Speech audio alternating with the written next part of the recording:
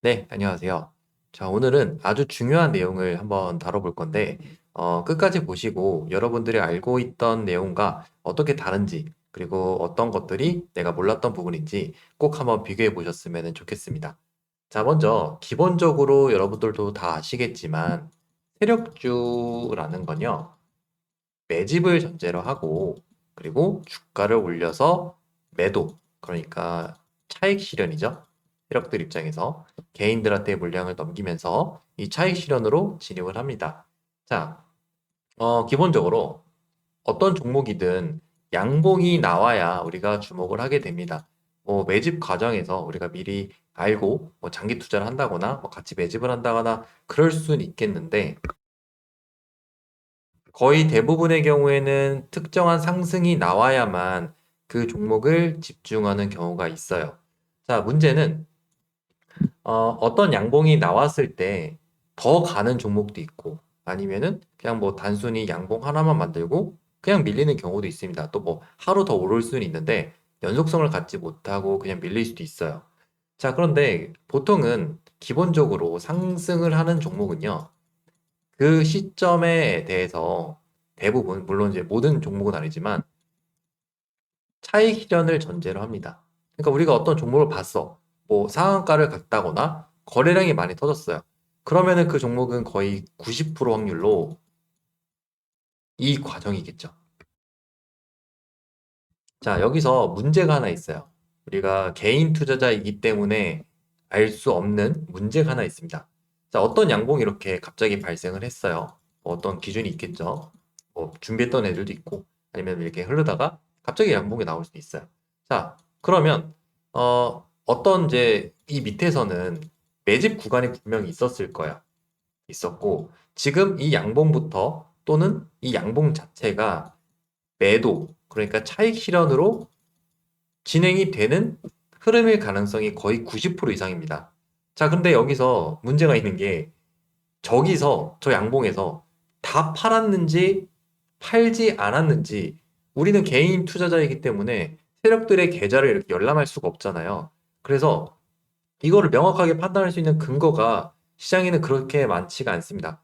또 그렇게 알 수 있는 경우도 많이 없고요. 자, 그러면은 한번 이제 그림을 좀 그려보면은 자, 매집 구간이 있고 이 위가 차익 실현 구간이라고 한번 가정을 해볼게요. 자, 그러면 그 차이는 결국에 매집 구간과 여기 매집 구간과 상승 구간에 대해서 발생하는데 만약에 이렇게 좀 그려볼게요.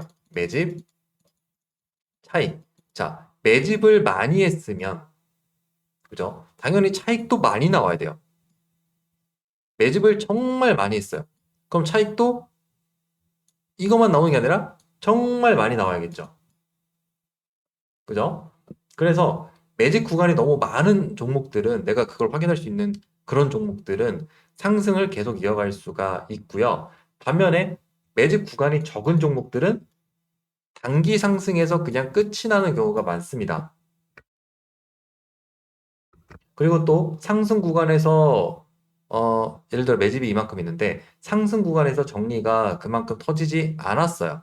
그렇다면은 주가는 더 상승할 수가 있겠죠. 그거를 우리가 찾아가는 게 차트를 보고 파동을 읽는 겁니다. 그냥 뭐 양봉이 나왔으니까 뭐 양봉의 중간을 산다. 5일선 반등을 노린다. 11선 반등을 노린다. 이런 어떤 기술적인 개념이 아니라 차트를 본다는 거는 이런 원리적인 부분에서 접근을 해줘야 돼요.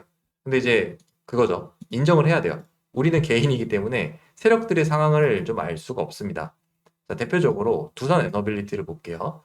자, 이 종목 같은 경우는 저희 이제 멤버십 분들이랑 이때 이제 엄청 집중을 했던 종목이에요. 왜 그러냐면은 이 종목 같은 경우는 21년도에 이렇게 상승이 나오고 쭉 보합을 주다가 이 구간부터 큰 정배열을 만들어 가죠. 그러니까 파동을 오랫동안 매집을 하고 이제 매도가 나가기 위해서 자리를 잡고 있던 중이에요. 그러면 이 종목 같은 경우는 매집이 많이 됐기 때문에 그냥 단순히 여기서 뭐 일봉으로 보면은 이 구간부터 양봉이 발생하죠. 돌파가 나왔어요. 자, 그럼 얘는 뭐 대충 봐도 2월 달에 신고가 구간을 진입을 하다가 매집을 하고 여기서 시작을 한 거예요. 그러면은 뭐 이게 전체는 아니겠지만 한 이 정도 구간은 내가 매집이라고 일단 생각할 수가 있단 말이에요. 근데 이걸로 끝날까요? 안 끝나죠. 근데 이제 제가 아마 이때 설명해 드렸는데 얘 같은 경우는 이제 올리기 시작하면은 뭐 한 달, 뭐 몇 달 이렇게 올린다고 말씀을 드렸어요. 그래서 그때부터 한 5월 달부터 6, 이제 두 달이 오르죠. 쭉 두 달이 올라요. 이런 상승이 나오는 게 당연한 겁니다. 매집 구간이 많으니까요. 또 최근에 작년에 이제 같이 집중했던 게 이거예요. 올릭스. 올릭스 같은 경우에는 신고가 물량을 싹 다 매집을 해가지고 이때부터 이제 출발을 했습니다.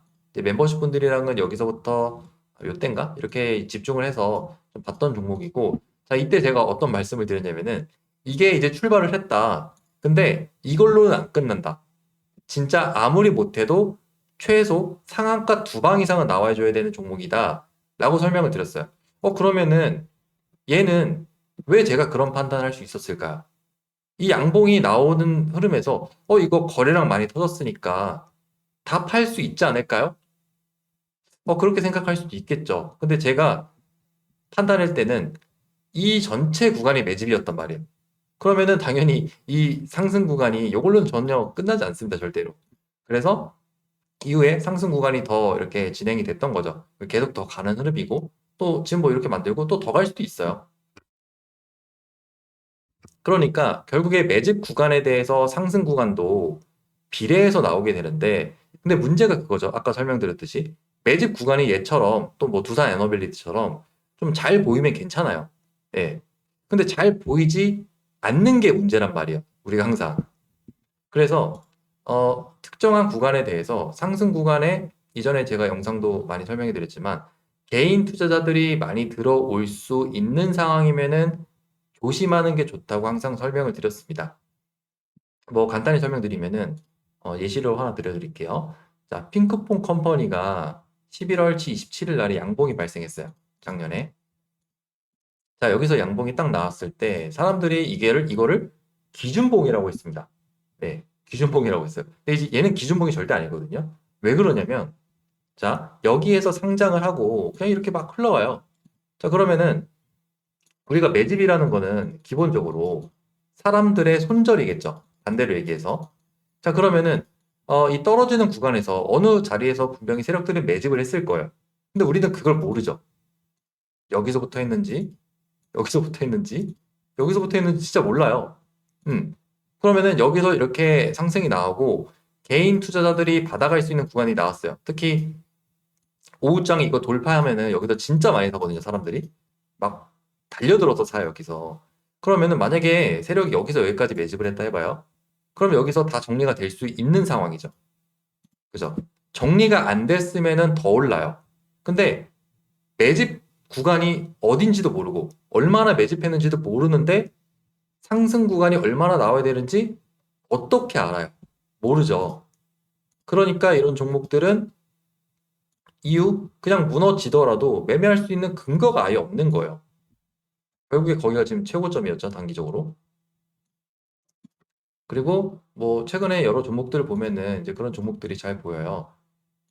남선 알루미늄도 보시면 최근에 여기서 양봉이 짠 하고 발생을 했어요. 뭐 어떤 이제 계약 이슈라던가 뭐 이슈가 있었어요. 자, 그리고 다음 날에 거래량이 한번 더 터졌어요. 제가 이전 영상에서 여러 가지 말씀을 드렸지만 어떤 말씀을 드렸냐면은 자, 어떤 종목이든 개인 투자자들이 들어오기 시작하면은 거기서는 세력들이 물량을 넘긴다고 했어요. 자, 남선 알루미늄 같은 경우는 여기서 상한가로 진입을 했다가 이제 요 정도 부분에서 저도 이제 이렇게 급락을 하면은 사람들이 안 사요. 근데 뭐 이런 거 있잖아요. 막 시가 재돌파네? 그죠? 시가 재돌파. 이러면은 여기서 거래량이 이렇게 많이 터지는데 여기서 많이 삽니다. 그럼 이 구간에서 개인들은 매수를 했겠고 세력들은 매도를 했겠죠. 그죠? 그러면은 생각을 해보세요. 여러분들 여기서 한번 생각해 보세요. 여기서 세력들이 지금 매도를 했어요. 그러면 얼마나 매집 물량이 남아 있을까요? 모르죠. 그죠? 일봉을 보면은 어디가 매집인지 어디서부터 매집인지 판단이 안 되는 거예요. 자, 그러면 보세요. 얘가 여기서 다 팔았으면은 그대로 내려갈 수도 있겠죠. 그죠? 근데 만약에 이 구간에서 다 못 팔았다라고 내가 생각을 할 수가 있다고 해볼게요. 그러면 어떻게 되겠어요? 얘는 상승 구간이 더 나오거나 변동성이 더 발생을 해야겠죠. 그죠? 그런 근거들을 찾아가는 거예요. 자, 제가 예시를 하나 더 들어드릴게요. 자, 나우 로보틱스 같은 경우는 이제 이 양봉이 발생을 했을 때 이날 이제 저녁에 보통 저희 공부를 하거든요. 자, 이 양봉이 발생했을 때 제가 어떤 말씀을 드렸냐면은 물론 이제 이게 올라갈 때 이게 놓쳐서 좀 아쉽다고 했었어요. 근데 이 양봉이 발생했을 때 제가 그 얘기를 했어요. 이 종목 같은 경우는 추가적으로 더 변동성이 나와야 된다. 왜 그런 판단을 했을까요? 매집 구간이 어느 구간에서 저는 보였던 거예요. 예를 들어서 뭐 여기가 매집이 한 1000개라고 해볼게요. 네. 근데 양봉에서는 1000개가 절대로 매도가 될 수가 없어요. 네. 그러니까 똑같은 양봉이라도 내가 매집 구간을 알고 있으면 그만큼 거래량과 상승 자리가 나와줘야 돼요. 근데 얘는 이제 여기가 이제 신고가다 보니까 다음 날에 좀 개인들을 죽이고 정리를 해야 돼요. 그래서 이런 자리들을 만들어 내면서 상승이 다음 날 뭐 이렇게 좀 더 이렇게 나왔던 건데 원리는 동일합니다. 자, 이 양봉에서 정리가 안 되기 때문에 추가적으로 이런 상승 구간들이 나와줘야 돼요. 또 지금 더 정리가 안 됐을 수도 있어요. 근데 문제는 이 정도까지 뭐 여기랑 그리고 또 여기 돌파 가면은 이게 뭐 저기 애프터장이긴 한데 돌파 가면은 이런 데서 이런 데서 개인 매수세가 또 여기도 그러고 이런 데서 개인 매수세가 들어와요. 네. 여기서 다 종료가 안 됐을 수도 있겠지만 일단 그러한 자리가 나오기 시작한다면 그 다음에는 나한테는 매수할 수 있는 기준들이 점점 떨어지겠죠. 음. 여기서 1000개가 있는데 그 1000개가 지금 다 매도가 될 수 있는 상황들이 발생하는 거예요. 그러면 이제 우리가 매매할 수 있는 기준은 점점 더 떨어지겠죠. 그죠? 자, 테라뷰를 볼까요? 테라뷰 같은 경우는 제가 1월 2일 날에 이제 설명을 드렸던 종목인데, 이거는, 상승 구간이 더 나올 수 있다. 라고 해서 이날 발생을 했습니다. 이날, 이 두 날이 발생을 했어요. 얘도 마찬가지예요. 자, 떨어지다가 이 양봉이 발생을 했어요. 자, 근데 이제 제 기준에서는 얘가 정리가 안 되는 캔들이에요. 그래서 이게 더 나왔습니다. 자, 그럼 생각을 해보세요. 어, 이날 분봉을 좀 볼게요. 6일 날. 자, 이날 분봉을 보시면은 사람들이 어디서 살까요? 여기서 한번 사고 다음날 여기서 또 사겠죠. 그죠? 그러면은 저기서 이미 사람들이 사고 있는 자리가 다 나왔어요. 결과적으로 그렇죠. 근데 여기서 다 못 팔았을 수도 있잖아요. 라고 이제 질문이 많이 들어와요. 자, 그럼 제가 역으로 질문을 드리면은 여기서 다 못 팔았다라고 판단하는 기준이 뭔가요? 라고 하면은 거기에 대해서는 대답을 못 하는 거예요. 대답을 못 하면 눌림을 할 수 있는 기준도 없어요. 눌림을 한다는 건요. 물량이 더 남아서 상승이 더 나와야 된다는 거거든요. 근데 거기에 대해서 대답을 못 한다는 거는 눌림을 당연히 할 수가 없다는 거죠. 그래서 이런 것도 보시면은 얘 같은 경우는 이제 양봉 한번 나오고 밀리고 최근에 이제 여기 삼익제약도 여기서 양봉 한번 나오고 또 바로 밀리잖아요. 그러니까 이게 기준봉이 아니에요. 이런 흐름들이 나오고 뭐 5일선 반등, 11선 반등 아무런 의미가 없습니다. 이미 다 팔았으면은 그냥 밀고 내려가요. 자, 최근에 러셀의 경우는 제가 이 러셀이 여기서 양봉을 만들었을 때 이때도 제가 설명드렸어요. 얘는 위에서 정리를 해야 되는 종목이다. 근데 발생을 하고 또 갭이 뜨고 이랬어요. 자, 여기서 다 팔았을 수도 있어요. 근데 이 종목 같은 경우는 더 높은 곳에서 팔기 위해서 한 번 더 갔습니다. 뭐 추가적으로 조금 더 갈 수는 있겠는데 자, 얘 같은 경우는 여기에서 다 정리를 안 했기 때문에 이게 나온 거예요. 네. 근데 우리가 단점이 그거예요. 여기서 다 팔았을지 안 팔았을지를 몰라요. 그게 문제예요, 항상. 얘가 여기서 만약에, 물론 이제 매집을 많이 했으니까 이렇게 나오는 거지만, 우리가 그걸 명확하게 판단할 수 있는 근거가 없단 말이에요. 그래서 그러한 근거들을 계속 발견해 가고 찾으려고 노력을 해야 돼요. 얘 같은 경우는 여기서 그냥 내리는 게 아니라 다시 살려가고, 그리고 또 DIC 같은 경우 최근에 보시면은 이 친구가 여기에서 이렇게 파동을 만들어내고 그냥 밀릴 수도 있었지만 여기도 다시 살려갔죠. 그죠? 그리고 상승을 만들어내고 여기서 다 정리가 안 되기 때문에 추가적으로 이렇게 흐름을 또 만들어내는 거예요.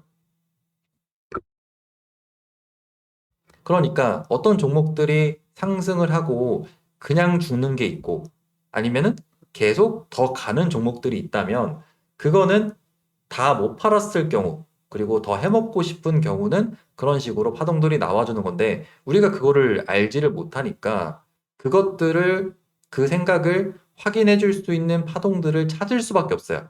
그게 개인 투자자가 해야 될 일이고, 우리가 파동을 읽는다는 것은 이제 그러한 자리들을 찾아내는 겁니다. 그냥 뭐, 양봉이 나왔다고 해서 무조건 눌림을 절반에서 사고, 5일선에서 사고, 그게 아니라, 어떤 상승이 구간이 나왔다면은 그 상승 구간을 근거로 내가 매매할 수 있는 매집 구간을 찾는 겁니다.